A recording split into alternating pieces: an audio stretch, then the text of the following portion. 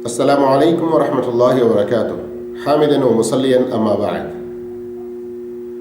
محترم معزز سامعین، مختصر مدت کے کچھ ویڈیو کلپس ایک نئے سلسلے کے ساتھ شروع کیے جا رہے ہیں.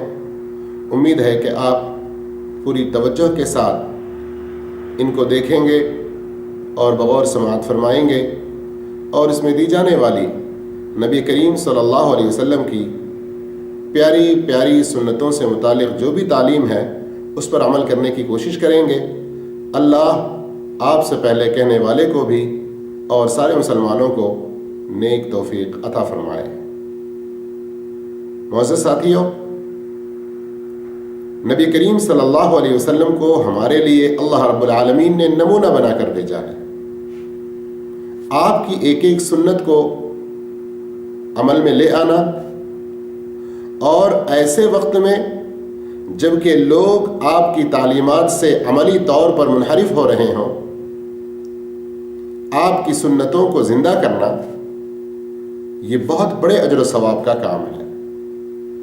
اور آپ کی سنتوں کو زندہ کرنے کا یہ کام دو طریقے سے ہو سکتا ہے، ایک بیان کے ذریعے اور دوسرا عمل کے ذریعے.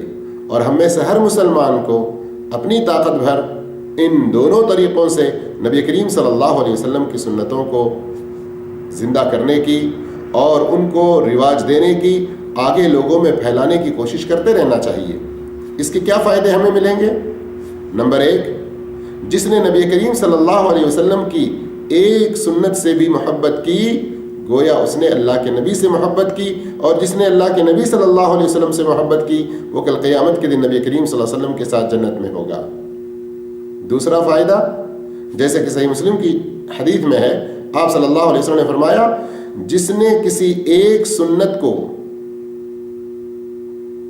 مطلب یہ ہے کہ جہاں لوگ اسے بھولے ہوئے ہیں، آگے اس نے اسے زندہ کیا، اسے عام کیا، لوگوں میں اس کو پھیلایا، تو جتنے سارے لوگ اس پر عمل کرتے رہیں گے، بعد میں عمل کرنے والوں کے سارے اجر میں کوئی کمی کیے بغیر اس کو رواج دینے والے شخص کی نیکی میں اتنے سارے لوگوں کا اضافہ ہوگا. اس طرح ہماری نیکیاں بڑھتی چلی جائیں گی. ہمارے اپنے مرنے کے بعد بھی ہمارے نیکیوں کا جو کھاتا ہے وہ بھرتا رہے گا. اللہ عز و جل مجھے، آپ کو، سب کو ایسی پیاری پیاری سنتوں پر عمل کرنے کی توفیق عطا فرمائے.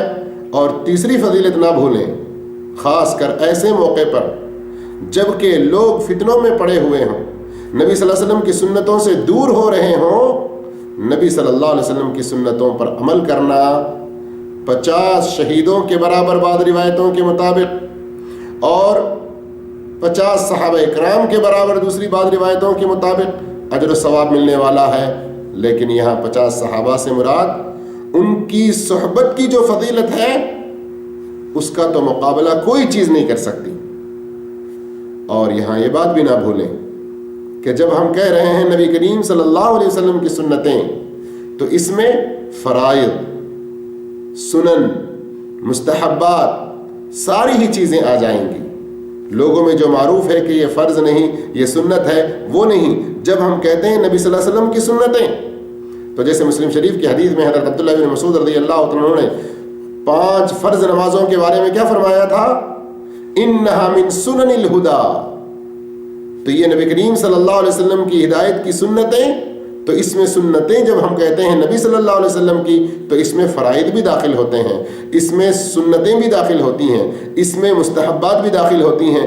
یعنی آپ صلی اللہ علیہ وسلم نے جو بھی نیکی کا کام کیا ہے، جس برائی سے آپ بچے ہیں، جس نیکی کو کرنے کی ترغیب دی ہے، اور جس برائی سے بچنے سے ہمیں ڈرایا ہے، ان سارے نیکیوں کو انجام دینے کی کوشش کرتے رہنا، اور ساری برائیوں سے بچتے رہنا، اور لوگوں کو نیکی کے بارے میں آگے راغب کرنا، شوق دلانا، اور برائیوں سے ڈراتے رہنا، یہ سب نبی صلی اللہ علیہ وسلم کی سنتوں کو عمل میں لانے کے مترادف ہے. اللہ ہم سب کو اس کی نیک توفیق عطا فرمائے.